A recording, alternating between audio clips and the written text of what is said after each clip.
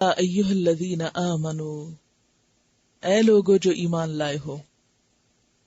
اور حرف ندا سے جو خطاب ہے یا ایھا الذین آمنوا، تو گویا ایک پکار ہے، پکارا جا رہا ہے. کس کو؟ ایمان والوں کو. ایمان کا ذکر کر کے پکارا جا رہا ہے. تو اس میں ایک طرح سے انکریج کیا جا رہا ہے کہ جو لوگ ایمان لا چکے ہیں اب وہ عمل کے لیے تیار ہو جائیں. انہیں جو حکم دیا جائے ان کو پورا کرنا، اس کو لینا ہے. یا ایھا الذین آمنوا، تو ایمان کی تکمیل کس سے ہوتی ہے؟ ایمان صرف دل سے ماننے کا نام نہیں، صرف زبانی دعووں کا نام نہیں. ایمان تصدیق بالعمل اس کے لیے ضروری ہے.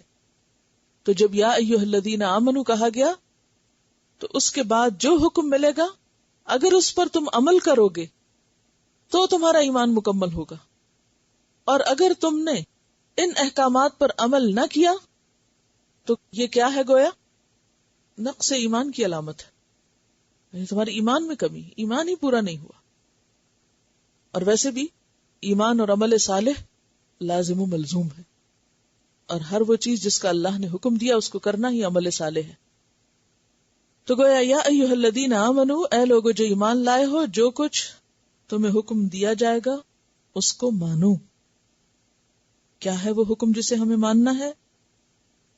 اوفو، وفا کرو، پورا کرو. کس کو؟ بالعقود، عقد کو. بالعقود، عقود کو. اور عقود کیا ہے؟ عقد کی جمع ہے. اور عقد کیا ہے؟ گرہ.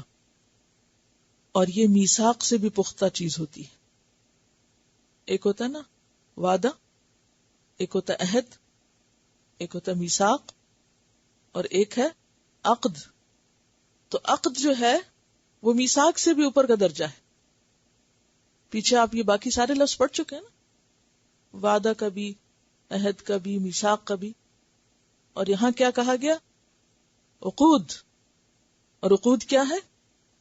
ہر وہ چیز جس کا انسان دوسرے سے وعدہ کرتا ہے، پکا وعدہ کرتا ہے، جس کو پورا کرنے کا وہ عہد کرتا ہے. یہ عہد اللہ سے بھی ہو سکتا ہے اور یہ عہد بندوں سے بھی ہو سکتا ہے. جیسے قرآن پاک کی ایک اور آیت میں آتا ہے وَأَوْفُوا بِالْعَهْدِ، عہد پورا کرو. پھر اسی طرح ایک اور جگہ پر آتا ہے وَأَوْفُوا الْكَيْلَ إِذَا كِلْتُمْ، ناپ پورا کرو جب تم ناپ کر دو. اور عہد کب پورا نہیں کرنا ہوتا، یہ عقد کب کھولا جا سکتا ہے؟ جب وہ اللہ کی بتائی ہوئی شرائط کے مطابق نہ ہو، خلاف ہو. یعنی اس کی شرائط میں کوئی ایسی شرط ہو کہ جو اللہ کی نافرمانی میں آتی ہو، تو اس کو نہیں پورا کیا جائے گا. باقی تمام عہد چاہے کسی مسلمان سے کیے ہوں، چاہے کسی نان مسلم سے کیے ہوں، چاہے ذاتی حیثیت میں کیے ہوں، چاہے اجتماعی حیثیت میں کیے ہوں، تمام کو پورا کرنا ہوگا. اور یہ بھی یاد رکھیے کہ عقد کا اپوزٹ کیا ہے؟ حل. گرہ لگانا اور گرہ کھولنا. ہے لام لام، یعنی گرہ کھولنے کے لیے کیا استعمال ہوتا ہے؟ حل پیچھے آپ کو پڑھا چکی ہوں. تو وہ گرہیں جو تم نے لگائیں ان کو باندھے رکھو، کھولو مت. اور گرہ کیسے لگتی ہے؟ گرہ لگانے کے لیے کیا ضروری ہوتا ہے؟ دو چیزیں.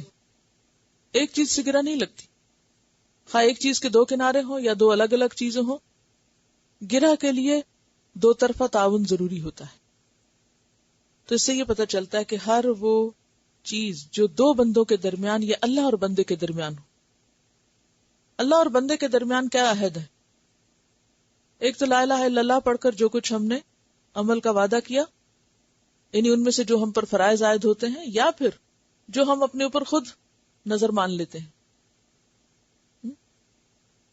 اللہ کا نام لے کر جو چیز اپنے اوپر پابند کر لیتے ہیں یا اپنے اوپر لازم کر لیتے ہیں. ٹھیک ہے. اچھا، اب بندوں اور بندوں کے درمیان عہد کس قسم کے ہوتے ہیں؟ ایک تو ہوتے ہیں عام روزمرہ زندگی کے وعدے. اچھا، جو بعض اوقات آپ یک طرفہ طور پر بھی کرتے ہیں. اچھا میں فلاں وقت پر آ جاؤں گی، میں یہ کام کر دوں گی، میں یہ چیز پڑھوں گی. تو یہ اگرچہ کیا ایک شخص رہا ہوتا ہے، لیکن چونکہ دوسرے کو اس میں شریک کر رہا ہوتا ہے تو دوسرے کی جو خاموشی ہے وہ ایک طرح سے اس کے ساتھ کیا کر دیتی ہے، اس کو ایک معاہدے میں باندھ دیتی. تو وعدہ یک طرفہ بھی ہوتا ہے، لیکن عقد جو ہوتا ہے وہ یک طرفہ نہیں ہوتا. عقد میں دونوں طرف ہاتھ بڑھاتے ہیں، اور اس میں خاص طور پر معاملات آتے ہیں. معاملات میں جو عقد کیے جاتے ہیں، مثلا رہن، مثلا قرض. اذا تداینتم بدین الی اجل مسمی، اس میں کیا ہوتا ہے؟ ایک وعدہ ہوتا ہے نا، ایک معاہدہ ہوتا ہے باہم دو لوگوں کا کہ تم مجھے اتنا قرض ہو، میں تمہیں اس وقت لوٹاؤں گا اور اتنے عرصے کے بعد، اور اس طرح. پھر اسی طرح رہن جب کوئی چیز رکھی جاتی ہے کہ میری یہ چیز تم رکھ لو اور اس کے عوض اتنے پیسے مجھے دو، جب میں تمہیں یہ واپس کروں تو تم مجھے دو. یہ دو بندوں کے درمیان معاملہ ہو رہا ہے نا. پھر اسی طرح بیع، تجارتی معاہدے جو ہوتے ہیں، مثلا آپ نے کسی کے ساتھ کانٹریکٹ کیا کہ اچھا اتنے عرصے میں تمہیں فلاں چیز فراہم کروں گا اور تم اس کے عوض مجھے اتنا مال دو گے، تو کانٹریکٹ ہو جاتا ہے نا. کانٹریکٹ سائن بھی کیے جاتے ہیں. پھر اسی طرح نکاح کو تو قرآن پاک میں کیا کہا گیا؟ عقدۃ النکاح. یہ بھی ایک کانٹریکٹ ہے، سوشل کانٹریکٹ، معاہدہ ہے، جس میں دو فریق جو ہیں وہ باہم شریک ہوتے ہیں، اور اس پر اللہ کو بھی گواہ بنایا جاتا ہے اور بندوں کو بھی گواہ بنایا جاتا ہے. تو کوئی نکاح وٹنس کے بغیر نہیں ہوتا، بندوں کو بھی وٹنس بنایا جاتا ہے. اور اس میں خاص طور پر نکاح کے موقع پر جو شرائط طے ہوں ان کی پابندی لازم ہے. اوفو بالعقود، ایفا کرو، پورے کرو، وفا کرو اپنے عہد. اور عہد کی خلاف ورزی کس میں آتی؟ پڑھ چکے ہیں آپ. عہد کی خلاف ورزی کس کی نشانی ہے؟ منافقت کی نشانی ہے. عہد کی خلاف ورزی منافقت کی نشانی ہے، جیسا کہ نبی صلی اللہ علیہ وسلم نے منافق کی علامات بتاتے ہوئے فرمایا وَإِذَا وَعَدَ أَخْلَفَ، کہ جب وہ وعدہ کرتا ہے تو خلاف کرتا ہے. تو یا ایھا الذین آمنوا کہہ کے ایمان والوں سے کیا کہا گیا؟ کہ تمہارے اندر منافقت نہیں ہونی چاہیے، تمہیں اپنے وعدے پورے کرنے چاہیے. احلت لکم، حلال کر دیے گئے تمہارے لیے. احلت، حلال کر دیے گئے، لکم، تمہارے لیے. کون ہے حلال کرنے والا؟ اللہ تعالی. تو حرام کس نے کی تھی چیزیں؟ کچھ مشرکین نے اپنے اوپر کچھ چیزیں اپنے خود ساختہ عقائد اور رسومات کی وجہ سے حرام کر لی تھی، جس میں بحیرہ، سائبہ، وسیلہ، حام، جن کی آگے سورۃ الانعام میں تفصیلات آئیں گی. تو انہوں نے ان کو بتوں کے نام پر آزاد چھوڑ دیا اور ان کا گوشت، دودھ، بال، کھال استعمال کرنا اپنے لیے حرام کر دیا. ان سارے باطل عقائد اور نظریات اور رسوم اور رواج کو ختم کیا جا رہا ہے، اور کیا فرمایا جا رہا ہے؟ احلت، حلال کر دیے گئے. وہ چیزیں جو تم نے حرام کی ہوئی تھی وہ تمہارے لیے حلال کر دی گئیں.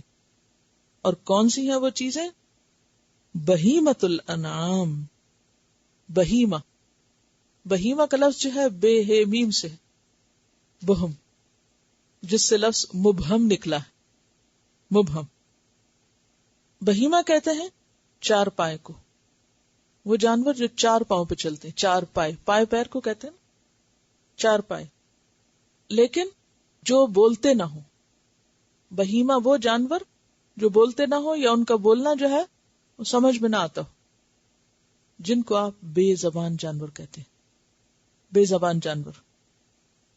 تو ہر وہ حیوان جو بولے نہ وہ کیا کہلاتا ہے؟ بہیمہ کہلاتا ہے. الانعام، لیکن سارے بہائم حلال نہیں.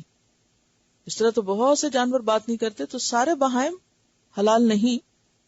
تو حلال کون سے ہیں؟ الانعام. بہیمۃ الانعام حلال ہے. انعام کیا ہے؟ نعم کی جمع. کس کو کہتے ہیں؟ اونٹ کو.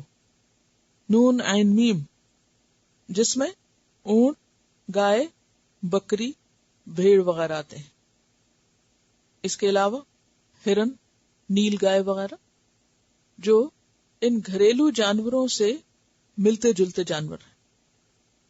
تو جتنے بھی مویشی قسم کے جانور ہیں وہ تمہارے لیے حلال ہیں، کیونکہ اللہ نے زمین میں جو کچھ ہے وہ انسان کے لیے بنایا، اللہ یہ کہ جو چیزیں انسان کے لیے نقصان دہ ہیں ان کو استعمال کرنے سے روکا گیا، ان کو حرام کیا گیا. اللہ مگر کیا؟ ما یتلا علیکم، جو پڑھا جائے گا تم پر، یعنی جو تم کو بتایا جائے گا آئندہ آ رہا ہے.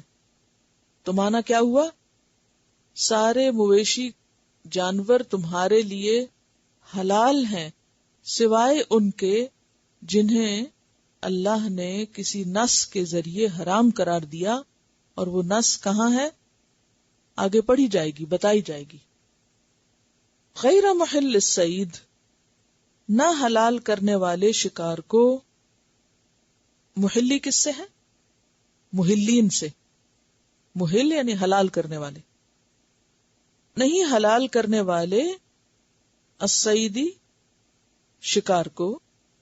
صاد یسیدو کا مصدر ہے، اور ایک معنی ہے شکار کرنا اور دوسرا ہے شکار کیا ہوا جانور. یعنی شکار کیا ہوا جانور یا شکار کرنا نہیں حلال. وَأَنْتُمْ، اس حال میں کہ تم، واو یہاں کون سی ہے؟ حالیہ. اس حال میں کہ تم حرم، حالت احرام میں ہو. یعنی مویشی قسم کے جانور حالت احرام میں تمہارے لیے شکار کرنے جائز نہیں. اور حرم کا کیا معنی ہے؟ دو معنی ہیں اس کے. ایک ہے حالت احرام میں، یعنی جب تم نے احرام پہنا ہوا، اور دوسرا کیا ہے کہ وہ جو حرم کے اندر ہو. ہل اور حرم کا تو معلوم ہے نا آپ کو. حرم کیا ہے بتائیے؟ خانہ کعبہ. تو خانہ کعبہ میں کون کون سے جانور پائے جاتے ہیں؟ دیکھیے، خانہ کعبہ کے ارد گرد وہ سارا علاقہ جس کی ساری باؤنڈری بتائی گئی ہے کہ کہاں کہاں تک حرم ہے اور اس کے بعد کہاں سے ہل شروع ہوتا ہے. یعنی وہ علاقہ جہاں سے کوئی حاجی کس کے بغیر نہیں گزر سکتا، احرام پہنے بغیر.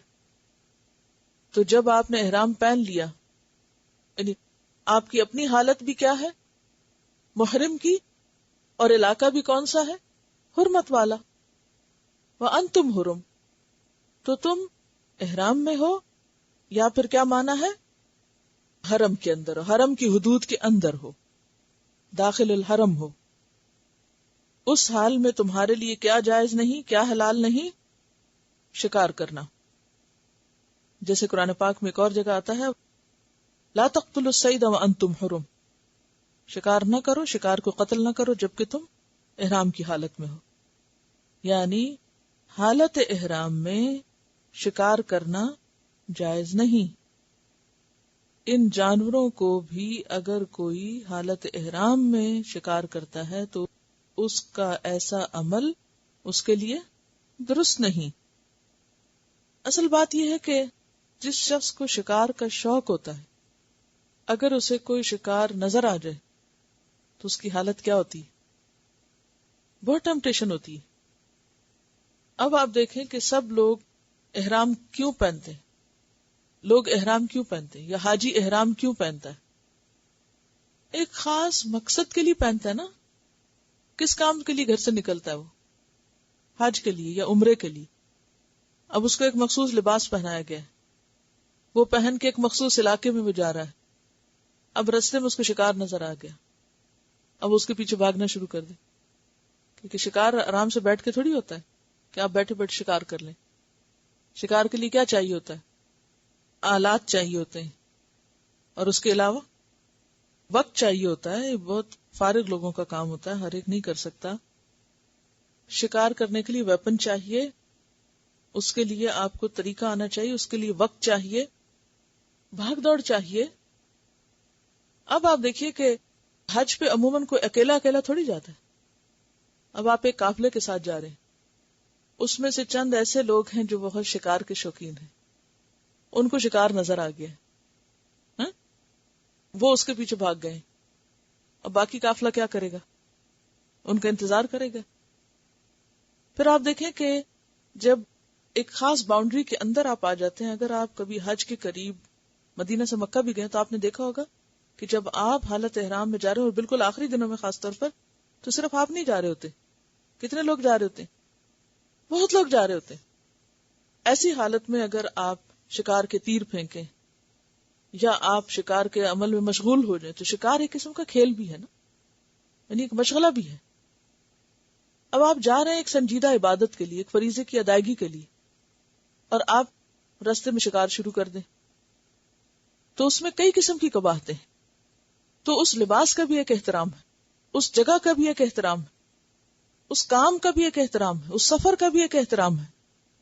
لہٰذا اس سے منع کیا گیا کہ کوئی شخص لباس پہنے احرام کا اور ہو حرم کے اندر اور عمل اس کا شکار کا ہو، تو یہ درست نہیں نا۔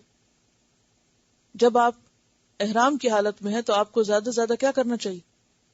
تلبیہ پڑھنا چاہیے نا، اللہ کا ذکر کرنا چاہیے کثرت سے، کیونکہ شعوری عبادت کے لیے فزیکلی، مینٹلی، ایموشنلی آپ کو پریپیئر ہونا چاہیے۔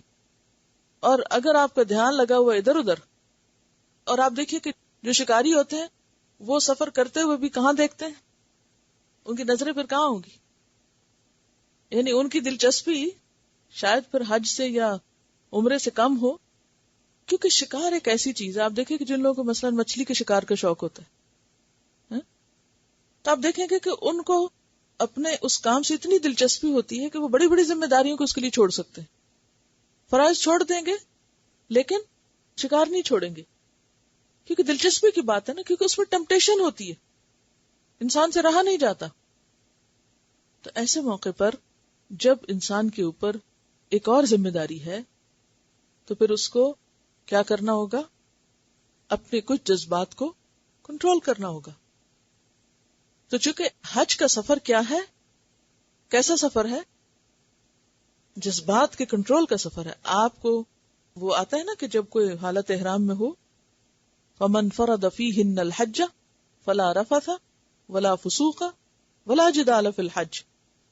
تو رفث، فسوق، جدال سب منع ہے۔ تو یہ کس لیے منع ہے؟ یہ سیلف کنٹرول کا ایک سفر ہے یہ۔ تو اس میں ساری ہابیز، شکار ہابی بھی ہے نا، تو اپنی ہابیز بھی آپ کو چھوڑنی ہوں گی۔ تو یہاں پر کیا فرمایا؟ الا ما یتلی علیکم، اور پھر غیر محل الصید وانتم حرم، اور اگر اب بھی کسی کی تسلی نہ ہو تو ان اللہ، بے شک اللہ تعالی، یحکم، حکم دیتا ہے، فیصلہ کرتا ہے، ما یرید، جو وہ چاہتا ہے، جو ماننا چاہتا ہے مانے، جو نہیں ماننا چاہتا نہ مانے۔ یہ اللہ کا حکم ہے، اور اللہ نے یہ حکم کیوں دیا؟ اس لیے کہ وہ حاکم ہے، اور وہ جو چاہے حکم دے، اور وہ جو چاہتا ہے حکم دیتا ہے، اور پھر اس کا ارادہ ہر چیز میں ہے، ارادہ کونیہ بھی ہے اور شرعیہ بھی ہے۔ شریعت کے جو احکامات ہیں وہ بھی کس کی مرضی کے مطابق ہے؟ اللہ کی مرضی کی۔ اور اسی طرح کائنات کی جو چیز جیسے ہمیں نظر آتی ہے وہ اس کے پیچھے کس کا ارادہ اور کس کی مرضی، کس کا فیصلہ؟ اللہ کا۔ مثلا اگر آپ یہ کہیں کہ یہ درخت اتنا اونچا کیوں، اس کو تو اتنا ہونا چاہیے، یا آسمان کا رنگ ایسا کیوں، یا بادلوں کا رنگ ویسا کیوں،